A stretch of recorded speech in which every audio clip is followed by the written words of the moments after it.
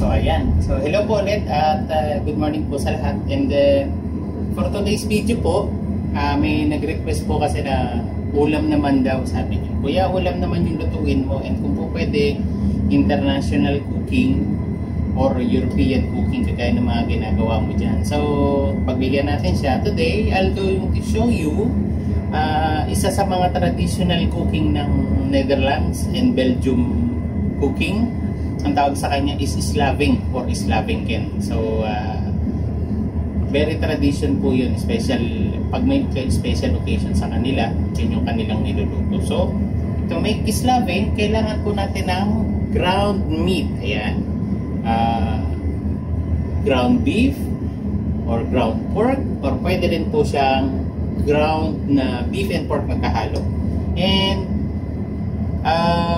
usually po sa kanila talaga ground beef talaga yung ginagamit nila. Pero yun nga po kasi pag ground beef kasi medyo matigas yung meat kinakalabasan, especially kapag medyo strong part ng meat yung gina-ground nila, medyo matagal po siyang lutuin at medyo matigas. So I prepare po na mix na ground beef and ground pork yan. 1.5 kilo po yung pinaprepare natin dito. Then bigyan natin po siya ng 1 piece ng onion, chopped onion. Yan, tak-tak na natin siya dyan. Garlic, around 6 to 7 pieces ng butil, finely chopped din po.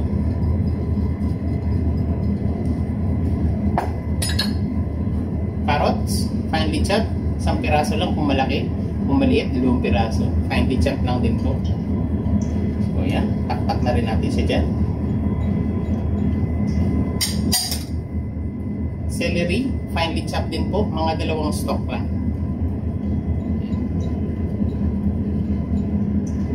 Okay, and then nag-prepare din po ako dito ng 4 to 5 slices ng bread, white bread, na binabad ko sa 1 cup of milk.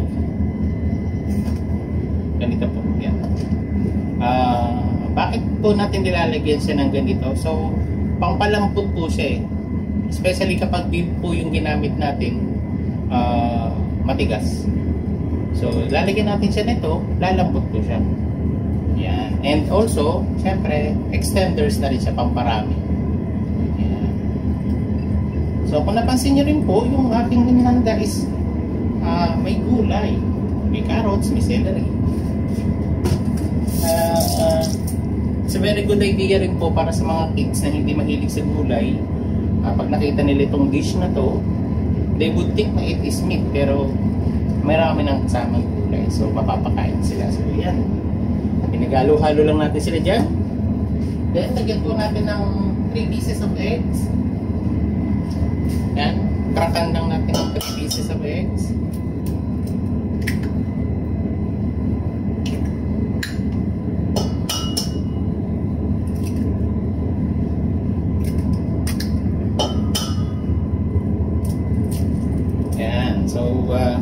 Tingnan lang din po natin kung halimbawa yung ating mixture is hindi pa masyado magdidikit-dikit.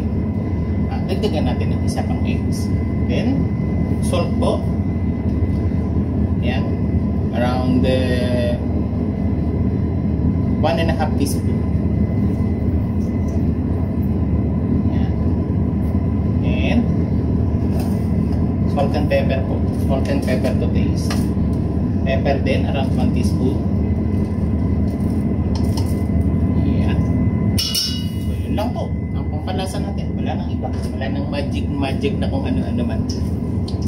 So mix lang po natin.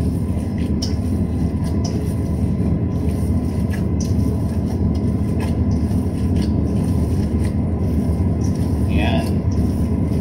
If ever ko na halimbawa naman yung 1.5 kilo is quite marami para sa family ninyo, pwede nyo naman din po siyang i-save mo, tabi muna sa ref. And marami rin po kayo pwedeng paggamitan nito. This one, pwede nyo rin siyang gawing burger buns. Pwede nyo rin siyang ipalaman sa Shanghai.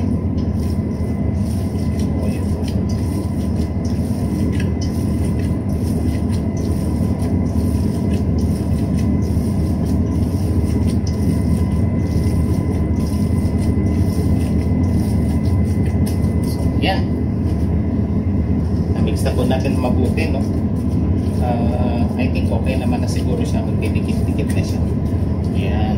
So, na-prepare na natin yung first steps. Ang second step po is yung pag-assemble na. On assembling, kailangan po natin ng bacon. Ayan. Para sa slabbing, palagi po siya may bacon. Nahilig po sa bacon ng mga Netherlands and Belgium people. So yan, kuha lang po tayo ng ilang pieces ng bacon. Yan. And this is how you do it po. First, kuha po kayo ng lump ng meat. Yan. As much as possible, medyo pakaba siya ng konti. Yan. And usually po, ang slabbing is ground meat na binalot sa bacon. Yung iba, hindi naglalagay ng cheese. But for me, mas prepare ko maglagay ng cheese sa gitna. Ganyan. Cheddar, pwede. And then, lagay ko siya sa gitna. Yan. Para pagka hiniwa nila, mayroong molten cheese sa loob na malulusaw. So, ganyan lang po siya. Yan. Tansyahin nyo rin lang po yung good enough para sa isang person na kaya niyang ubusin. Pagka mga kids yung mga kakain, medyo maliit yung gawin niya. Yeah. But for me, mga adults naman yung kakain. So ayan po. And then, babalutin natin siya ngayon ng bacon. Paano po natin babalutin ng bacon? Ganyan po. Ayan. Pinaikot lang natin po siya. And pinaikot ng pinaikot. Parang ikaw, pinaikot lang ng boyfriend mo. Ay, joke lang. So, yan. Pagka meron pa pong areas na hindi nabalot, lagyan mo din siya ulit. Tapalan mo lang siya ulit. Yan. And then, paikutin mo lang siya ulit. Yan. So, ganyan po yung itsura niya. Ayan. So, gawa tayo po ng ganito. Depende kung ilan ang gagawin nyo. So, tatapusin ko muna. Gawa muna ako ng good for my crew. And I'll show you how to prepare it later on. Balikan ko po kayo. Okay, so ayan. Nakapag-prepare na po tayo ng few pieces. Ayan. Steady lang. Steady ka lang. Ayan. So, ayan. Kapag-prepare na po tayo dito ng few pieces ng mga slabbing kit. Ayan. Nakikita niyo po, medyo jumbo siya. Liliit pa po kasi siya afterwards. So, yun naman po, isisir natin siya. Butter. Lagay sa pan. Sawin lang.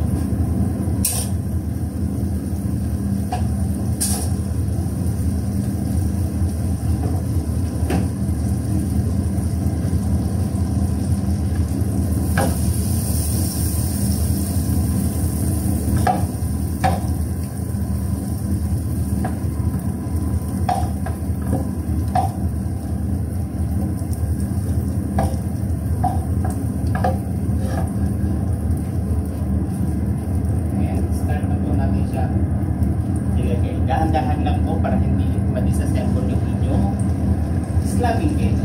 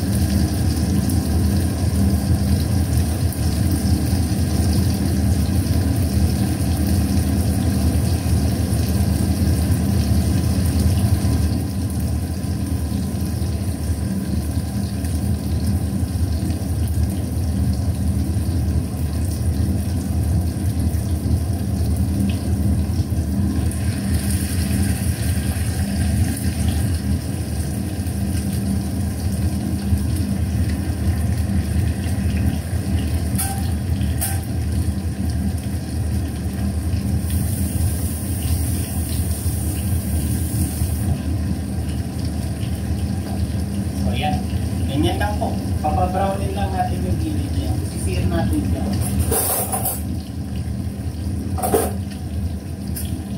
Ayan. Papa-brown lang po natin siya. Isisir lang natin siya or papabrownin natin yung gilid. Advice po na ingatan nyo lang po yung pagbabaliktad sa kanya kasi medyo maselan siya. Madali siyang maduro. Ayan.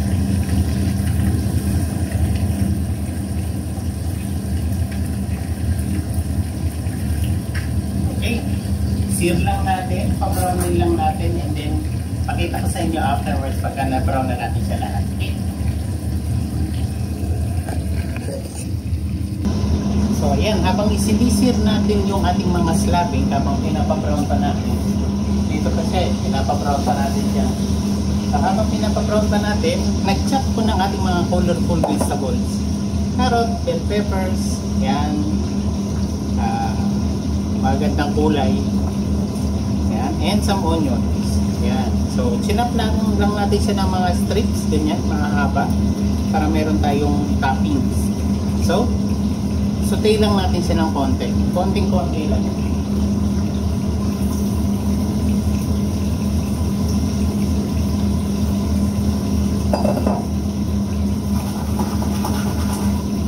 Yan, on a separate pan, saute natin yung ating veggies. Lagyan natin ng konting salt and pepper.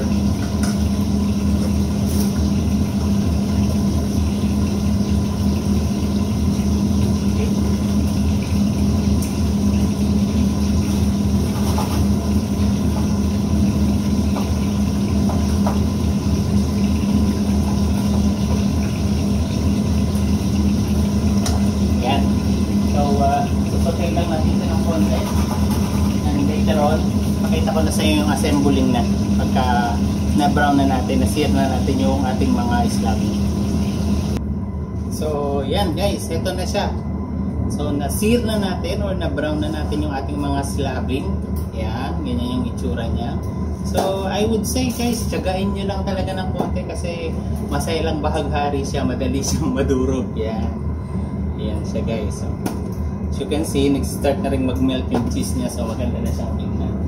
And then, on the same pan na pinaglutuan natin sa kanya, gagawin natin siya ng gravy. So, paano natin siya gagawin ng gravy? Madali lang, gawa tayo ng roux. Roux ang tawag doon, R-O-U-X. So, yung butter mixture na pinaglutuan natin, lagyan natin ng flour.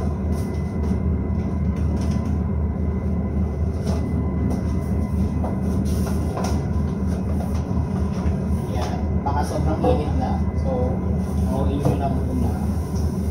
Yan. Lagyan natin ng flour. Mix natin ng konti. Ano po siya? Lagyan natin ng flour. Mix natin ng konti. Ganyan po yung paggawa ng roux. Yan.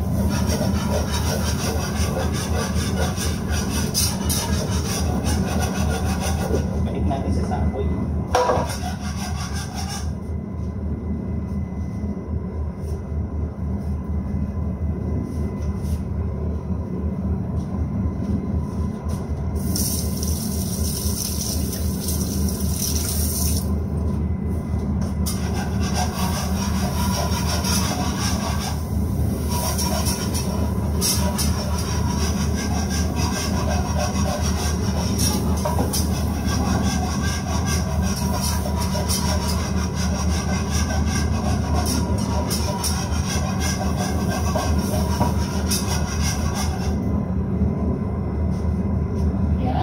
Then, after that, beef stock. Kung wala kayong beef stock, hot water and 2 cubes ng beef cubes. Okay na po yun. Halo natin sa kanya.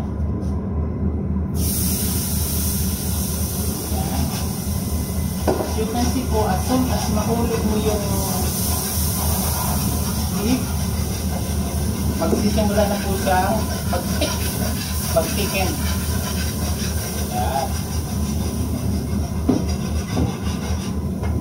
Pag sobra po niyan lapot, dagdagan nyo lang ulit ng water.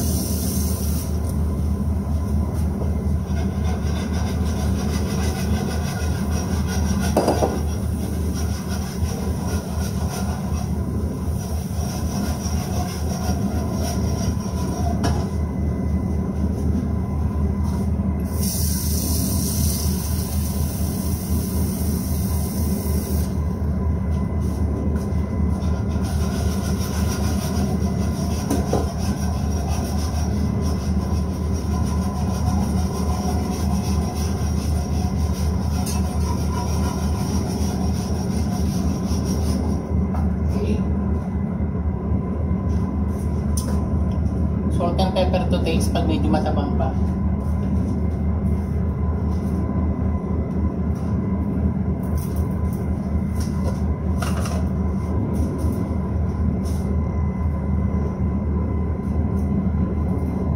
Okay.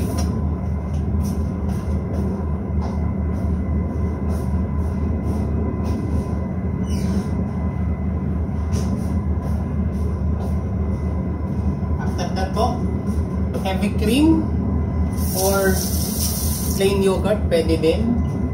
Or kung sa atin, pwede yung all-purpose cream.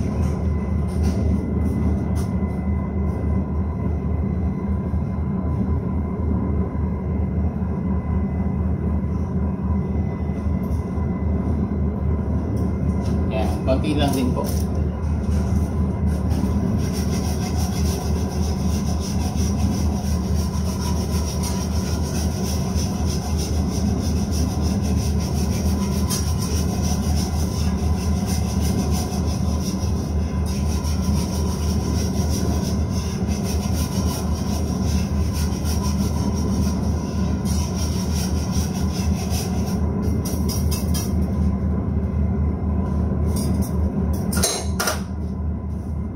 And there you have it, guys. Yung roux, yung ating ginawang roux or yung ating ginawang gravy, ibubuhos natin siya sa kanya. Yan. Wag na lang po din natin siyang masyadong damihan. Baka malunod naman po siya. Yan.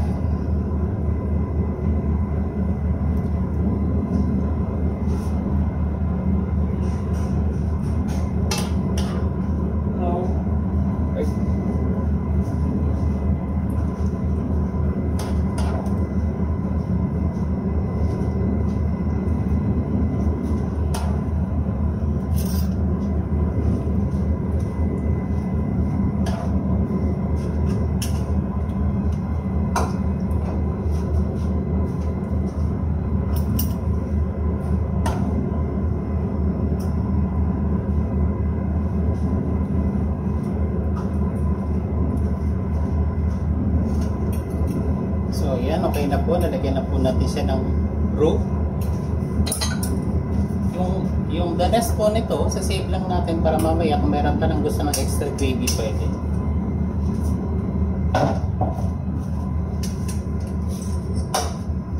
Kunin po natin yung ating sinutik kanina na colorful vegetables. Yan. Toppings natin po siya dito.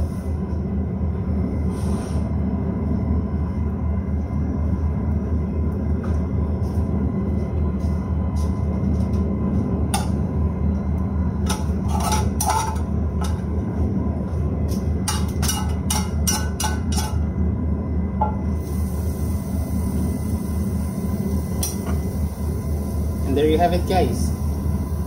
Diba? Ganda niyang tingnan. So this time, lalagyan natin, papalutan natin siya ng foil and then i-bake natin siya slowly, very low temperature, around 35-40 minutes lang siya. Okay? And then pakita ko sa inyo afterwards. So yan, guys, ginamit lang natin siya ng foil. Okay? Ngayon, i-bake natin siya ng very low temperature, sa mga 100 lang siguro. 100 lang para maluto lang siya ng konti. Kasi luto na siya eh. Lulutuin lang natin pa siya ng konti para mag-firm pa lalo yung slabing. Magdikit-dikit pa siya lalo. Okay? And then pakita ko sa inyo afterwards. So yan, guys, naluto na natin siya ng around 25-30 minutes. Ganyan. In a very low temperature. So check natin yung product natin kung okay na ba siya.